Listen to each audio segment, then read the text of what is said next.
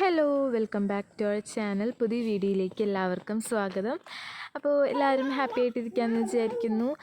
ഇന്നത്തെ വീഡിയോ എന്ന് പറയുന്നത് ഒരു റിക്വസ്റ്റഡ് വീഡിയോ ആണ്. ഒരു സബ്സ്ക്രൈബർ കുട്ടി കുറേ ദിവസമായിട്ട് പറയുന്നുണ്ട് കേക്ക് റെസിപ്പി ചെയ്യുമോ എന്നിട്ടാ. അപ്പോൾ എന്തായാലും അത് ചെയ്യാമെന്ന് വിചാരിച്ചു. ദീന നമ്മൾ 2 കറുത്ത പഴം എടുത്തിട്ടുണ്ട്. കറുത്തിങ്ങനെ ഇരിക്കുകയാണ് കേട്ടോ. അപ്പോൾ അതെന്തായാലും വെറുതെ കഴിക്കൂല. അപ്പോൾ അത് വെച്ചിട്ടൊരു കേക്ക് ചെയ്യാമെന്ന് വിചാരിച്ചു. അങ്ങനെ തേന അത് 4ആയി കട്ട് ചെയ്തിട്ട് അരിഞ്ഞെടുക്കുകയാണ് കേട്ടോ. അപ്പോൾ ഒരു കേക്ക് ബനാന കേക്കാണ് കേട്ടോ നമ്മുടെ റെസിപ്പി എന്ന് പറയുന്നത്. അപ്പോൾ ബനാന കേക്ക് ഉണ്ടാക്കിയിട്ടുള്ളവർ കമൻറ്റ് ചെയ്യാൻ മറക്കരുത്. അങ്ങനെ തന്നെ നമ്മൾ അരിഞ്ഞ് പഴം മിക്സിയുടെ ജാറിലിട്ട് അരച്ചെടുക്കുന്നുണ്ട്. പിന്നെ വേറെ ഒരു പാത്രത്തിൽ മുട്ട 4 മുട്ടയുണ്ട് നമ്മൾ എടുക്കണേ. 4 നാടൻ മുട്ട ഉണ്ടായിരുന്നു. അപ്പോൾ ആ 4 നാടൻ മുട്ട കേക്കിന് വേണ്ടി എടുത്തിട്ടുണ്ട് കേട്ടോ.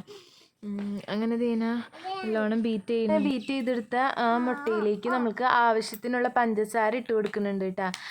നമ്മുടെ മധുരത്തിനനുസരിച്ച് മധുരം കൂടുതൽ വേണവർക്ക് കൂടുതൽ പഞ്ചസാര ഇട്ട് കൊടുക്കാം. അങ്ങനെ പിന്നെ ഈ ബീറ്റർ ഇല്ലെങ്കിൽ മിക്സിയുടെ ജാറിൽ തന്നെ എല്ലാം ചെയ്യാം കേട്ടോ.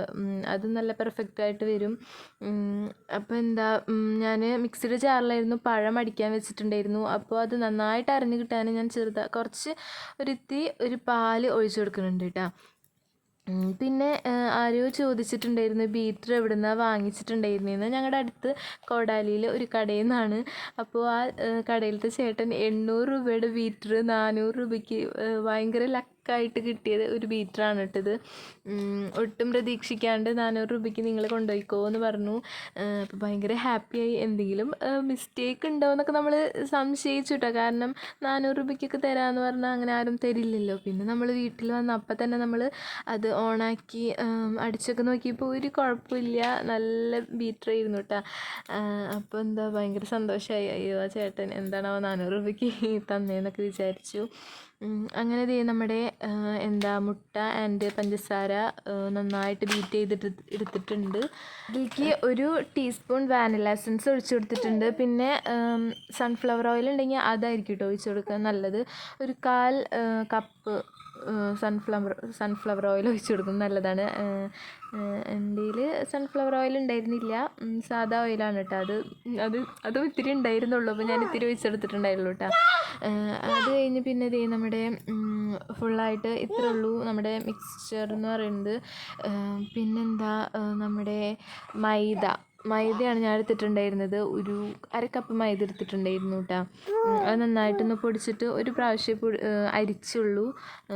പൊടിച്ചിട്ടല്ല അരിച്ചിട്ട് നമ്മൾ അതിലേക്ക് ഇട്ട് കൊടുത്തിട്ടുണ്ട്. അത് കഴിഞ്ഞ് നമ്മൾ ഫ്രിഡ്ജിൽ അരച്ച് വെച്ചില്ലേ പഴം, അതും നമ്മൾ ഇതിലേക്ക് ഇട്ട് കൊടുക്കുക. പിന്നെയാണ് ലാസ്റ്റാണ് ഞാനൊരു കാര്യം മറന്നു എന്ന് ഓർമ്മ വന്നത്. ബേക്കിംഗ് പൗഡർ, ബേക്കിംഗ് സോഡ 2 ഇട്ട് കൊടുത്തിട്ടുണ്ടായിരുന്നില്ല കേട്ടോ. അപ്പോൾ നിങ്ങളുടെ കയ്യിൽ ഇത് 2 ഇല്ലെങ്കിൽ ഒരെണ്ണായാലും കുഴപ്പമില്ല, ഏതെങ്കിലും ഒരെണ്ണായാലും ഇട്ട് കൊടുത്താൽ മതി. പിന്നെ അല്പം ഒരു പിഞ്ച് ഉപ്പും കൂടി ഇട്ട് കൊടുക്കുന്നുണ്ട് കേട്ടോ. എന്നിട്ട് പിന്നെ നമ്മൾ ഈ ഒരു പാത്രത്തിലാണ് നമ്മൾ ബേക്ക് ചെയ്യാൻ ഉദ്ദേശിക്കുന്നത്. നല്ല റൗണ്ട് പാത്രമാണെങ്കിൽ അതായിരിക്കും നല്ലത് കേട്ടോ. എൻ്റെ കയ്യിൽ അതൊന്നും ഉണ്ടായിരുന്നില്ല. അപ്പോൾ നമ്മൾ ബേക്കിംഗ് സോഡയും ബേക്കിംഗ് പൗഡറും ഒരു നുള്ള് ഇങ്ങനെ ഇട്ട് കൊടുത്തിട്ട് കുറച്ച് ബട്ടർ, നെയ്യ് ആ പാത്രത്തിലൊന്ന് തടവി കൊടുത്തിട്ട് ആ പാത്രത്തിലേക്ക് നമ്മൾ ഒഴിക്കുകയാണ് കേട്ടോ.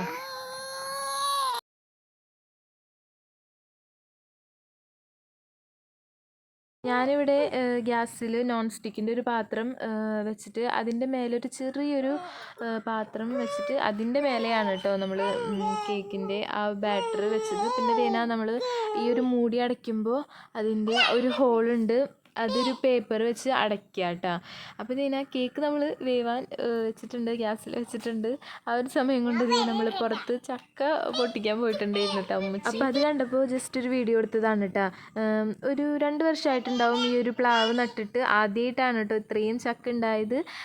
അപ്പോൾ നമ്മൾ നല്ല അടിപൊളി ചക്കയായിരുന്നു കേട്ടോ. എന്താ പറയുക, പഴുത്തിട്ടില്ലെങ്കിലും പഴുത്ത പോലെയാണ് അതിൻ്റെ ചുളയൊക്കെ. നല്ല ഓറഞ്ച് യെല്ലോ കളറിലായിരുന്നു ചുളയായിരുന്നു കേട്ടോ, അതിൻ്റെ ചുളയൊക്കെ ഉള്ളത്. അപ്പോൾ ദീന ഉമ്മച്ചി ചോദിക്കുകയാണ് ഏത് ചക്ക ഇടണം. അപ്പോൾ നിന്നസ്തി ആ ചക്ക ഇടുക എന്നൊക്കെ പറഞ്ഞിട്ട് ചക്കൊക്കെ ഉമ്മച്ചി വെട്ടി അരിയുന്നുണ്ട്. അപ്പോൾ ഇവൾക്കാണെങ്കിൽ പഴുത്ത ചക്കയാണ് ഇഷ്ടം. മൂന്നാൾക്കും പഴുത്ത ചക്ക ഭയങ്കര ഇഷ്ടമാണ്. അപ്പോൾ പഴുത്ത ചക്കയാണെന്ന് വിചാരിച്ചിട്ടാണ് മൂന്നാളിങ്ങനെ വെട്ടുന്നതിൻ്റെ ചുറ്റിലിങ്ങനെ നിൽക്കുന്നുണ്ടായിരുന്നു. പിന്നെ ചുളയൊക്കെ കണ്ടാൽ നമ്മൾ ശരിക്കും പഴുത്തതാണെന്നേ തോന്നുള്ളൂ കേട്ടോ. അങ്ങനെ വെട്ടി ഒരു കഷ്ണം കൊടുത്ത് തിന്ന് നോക്കിയപ്പോൾ ഒട്ടും മധുരമില്ല. അപ്പം മനസ്സിലായി പഴുത്തതല്ലാന്ന്. എന്നിട്ട് അപ്പം തന്നെ തുപ്പി. അങ്ങനെ ചക്ക ഉപ്പേരി ഉണ്ടാക്കാൻ എനിക്ക് ഭയങ്കര ഇഷ്ടമാണ് കേട്ടോ. ഉള്ളിയും മുളകും കുത്തി കാച്ചി ഉപ്പേരി ഉണ്ടാക്കൂലേ, അതേമാതിരിയാണ് ഉമ്മച്ചി ഉണ്ടാക്കുക. അങ്ങനെ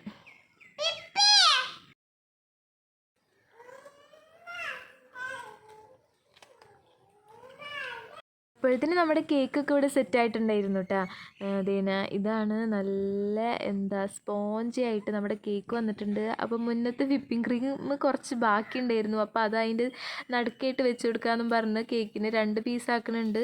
ശരിക്കും പറഞ്ഞാൽ ഈ ഒരു കേക്കിന് ക്രീമിൻ്റെ ഒന്നും ആവശ്യമില്ല, ഒരു സ്പോഞ്ച് കേക്കാണ് കേട്ടോ.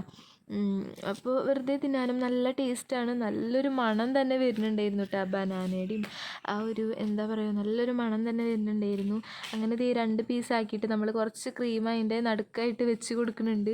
അങ്ങനെ വെച്ച് കൊടുത്തിട്ട് പിന്നെ മുകളിലൊന്നും നമ്മളങ്ങനെ ക്രീമൊന്നും വെച്ചിട്ടുണ്ടായിരുന്നില്ല. അതേപോലെ തന്നെ അങ്ങനെ കേട്ടോ.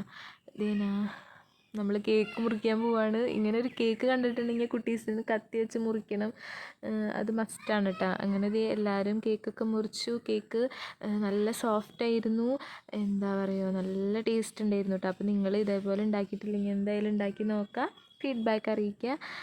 അപ്പോൾ ഞാൻ ഈ ഒരു വീഡിയോ നന്ദന എന്നാണ് തോന്നുന്നത് ആ സബ്സ്ക്രൈബർ കുട്ടിയുടെ പേരിട്ടാണ് നന്ദനയ്ക്ക് ഞാൻ